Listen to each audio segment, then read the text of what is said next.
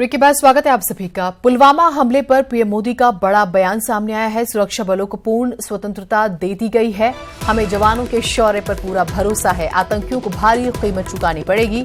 हमले के पीछे की ताकतों को जो है उनको सजा उनके किए की जरूर मिलेगी।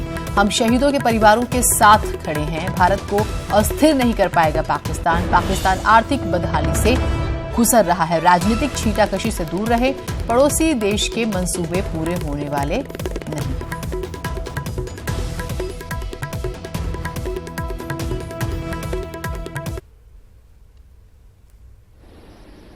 पुलवामा के आतंकी हमले में शहीद जवानों को आदरपूर्वक श्रद्धांजलि अर्पित करता हूं। उन्होंने देश की सेवा करते हुए अपने प्राण न्योछावर किए हैं। दुख की इस घड़ी में मेरी और हर भारतीय की संवेदनाएं उनके परिवार के साथ है।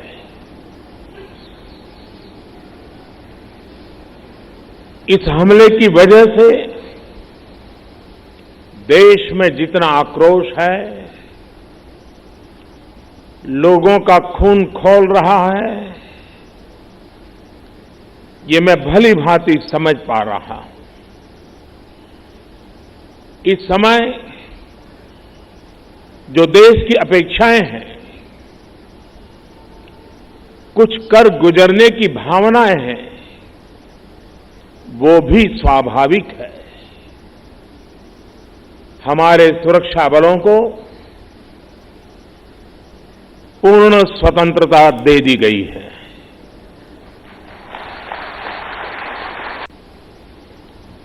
मैं आतंकी संगठनों को और उनके सरपरस्तों को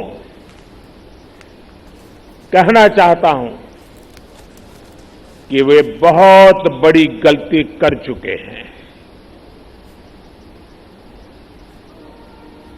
बहुत बड़ी कीमत उनको चुकानी पड़ेगी।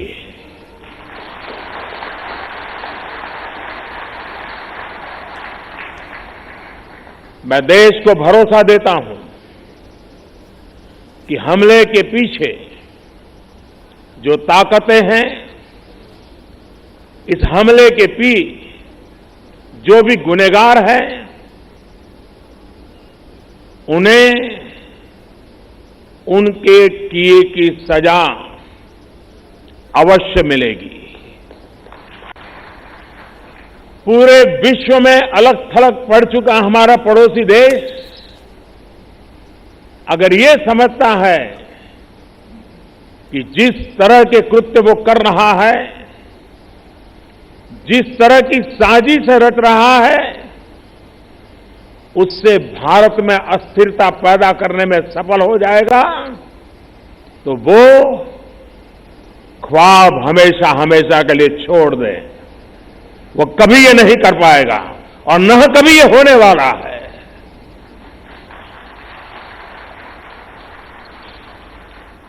इस समय बड़ी आर्थिक बहाली के दौर से गुजर रहे हमारे पड़ोसी देश को ये भी लगता है वो ऐसी तबाही मचाकर भारत को बदहाल कर सकता है, उसके ये मंसूबे भी कभी पूरे होने वाले नहीं है।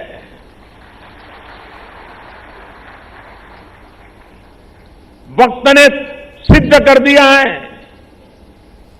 कि जिस रास्ते पर वो चले हैं, वो तबाही देखते चले हैं और हमने जो रास्ता अख्तियार किया है, वो तरक्की करता चला जा रहा है। 130 करोड़ हिंदुस्तानी ऐसी हर साजिश, ऐसे हर हमले का मुंह तोड़ जवाब देगा। बड़ी खबर दिल्ली से है। 1 घंटे से ज्यादा चली है सीसीएस की बैठक में शहीदों के लिए 2 मिनट का मौन रखा गया। कई बातें मीटिंग में हुई हैं जो खुलकर नहीं बताई जा सकती, ये उन्होंने कहा है। और विदेश मंत्री सारे कूटनीतिक कदम उठाएंगे, ये भी जेटली का स्टेटमेंट है। पाक को अलग थलग करने के लिए कूटनीतिक कदम, मोस्ट फेवर्ड नेशन का दर्जा पाक से वापस लिया जाएगा, ले लिया गया है, ये स्टेटमेंट है। जो मोस्ट फेवर्ड नेशन का दर्जा पाकिस्तान को दिया गया था, उसको वापस लेने का निर्णय आज सरकार ने किया है। वाणिज्य मंत्रालय इसके संबंध में जो सूचना जारी करनी है वो करेगा। 1986 में, आज से लगभग 33 वर्ष पूर्व, भारत ने यूनाइटेड नेशंस में comprehensive convention on international terrorism move किया था, जिसपे बहुत चर्चा हुई है, लेकिन वो अभी तक पारित इसलिए नहीं हुआ कि उसमें टेररिज्म, आतंकवाद शब्द की परिभाषा को लेकर अभी सबकी सहमति बाकी थी। तो अंतर्राष्ट्रीय समाज को, इंटरनेशनल कम्युनिटी को, विदेश मंत्रालय और भारत संपर्क करेगा सब प्रमुख देशों को, ताकि उसको तुरंत पारित कर दिया जाए। आतंकी हमले में देवरिया के रहने वाले विजय मौर्य भी शहीद हो गए हैं। शहीद विजय मौर्य सीआरपीएफ में कांस्टेबल के पद पर तैनात थे। छुट्टी खत्म कर वो 9 फरवरी को ड्यूटी के लिए घर से रवाना हुए थे। परिजनों के मुताबिक वो भी सीआरपीएफ की उसी बस में सवार थे जिस पर आतंकी हमले में जिस बस को निशाना बनाया गया। विजय मौर्य की शहादत की सूचना मिलते ही पूरे गांव में मातम है। परिवार वालों का रो रो कर बुरा हाल है। शहीद विजय मौर्य 3 भाई और बहन है उनके। इनके पास 2 साल की एक बेटी भी है। पत्नी विजयलक्ष्मी ने रोते हुए कहा है कि शहीद होने पर कुछ होता नहीं, सरकार या नेता सब स्वार्थी हैं। शहीद के पिता का कहना है कि खून का बदला खून ही होना चाहिए।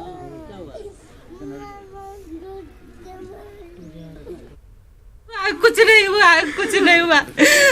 हमारे पति चले गए तब भी कुछ नहीं होने वाला है। इसके पहले भी कितने हमले में वो बचे थे, लेकिन फिर भी क्या हुआ, बहुत लोग शहीद हुए, कुछ नहीं हुआ। नेता साहब कोई कुछ नहीं करती है, कुछ नहीं करती है। क्या चाहते हैं? सब स्वार्थी है, सब स्वार्थी है। बस होगा, उसके बाद सब कुछ शांत हो जाता है। लेकिन हम लोग पे गुजरते हो तो हम लोग तो जिंदगी भर के लिए। विजय कुमार का पिता है तो हमको बहुत दुख के साथ कहना पड़ता है, विजय कुमार जी शहीद हो गए। अभी आए थे तो आपसे क्या बोले थे वो? अभी आए थे तो बोल गए थे ये काम करेंगे, वो काम करेंगे, लेकिन सब खत्म हो गया, खत्म हो गया।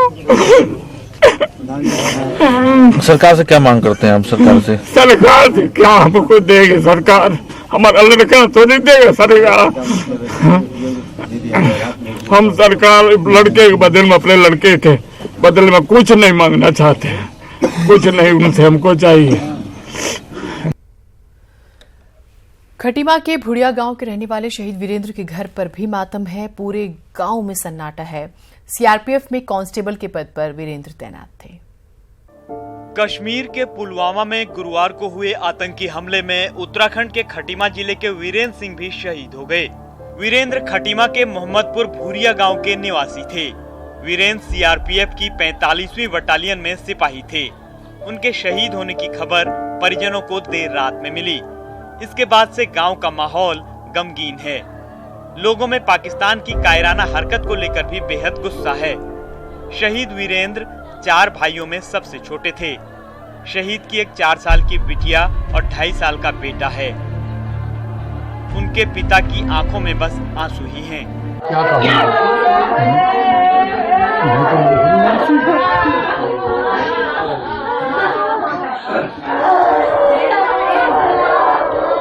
लगाए पाकिस्तान को जवाब देना चाहिए। पाकिस्तान को जवाब देना चाहिए। क्या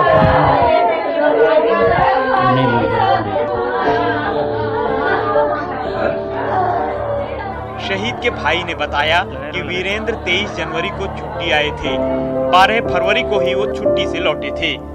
20 दिन छुट्टी आया था 23 तारीख को जनवरी में, और 12 तारीख फरवरी में छुट्टी से जा रहा था तो जम्मू में आतंकी हमला में शहीद हो गया। इससे पहले कई बार आतंकी हमले हुए सरकार ने किसी प्रकार का कोई कदम नहीं उठाती है। कितने आदमी जवान शहीद होते हैं। शहीद के बड़े भाई को अब वीरेंद्र के 2 बच्चों की चिंता है। वो कश्मीर में मेरा भाई पोस्टेड था, छुट्टी बिता के घर वापस जा रहा था ड्यूटी को। ड्यूटी जाते ही उसको हमला कर दिया आतंकियों ने। छोटे छोटे उसके बच्चे हैं और बहुत छोटे बच्चे हैं, उसको किसने पालेगा, क्या करेगा, कहाँ रहेंगे वो। पाकिस्तान की कायराना हरकत से पूरा देश गुस्से में है। देशवासी यही चाहते हैं कि पाकिस्तान और उसके समर्थित आतंकियों को मुंहतोड़ जवाब दिया जाए। इस वक्त हम खड़े हैं वीरेंद्र सिंह के घर पर, जो सीआरपीएफ का जवान था, जो कल शहीद हुआ है आतंकी हमले पे। अब परिवार का क्या हाल है, रो रो के उनका जो है बुरा हाल है। और जो उनके बड़े भाई है, उनका साफ तौर पे अब ये कहना है कि सरकार ने मुंहतोड़ पाकिस्तान को जवाब देना चाहिए। आज तक सरकार कुछ नहीं कर पाई, लेकिन ये सबसे बड़ा आतंकी हमला है, इसमें सरकार को खामोश नहीं बैठना चाहिए और आतंकियों का खात्मा करना जरूरी हो गया है। शरण भंडारी, न्यूज़ 18, खटीमा।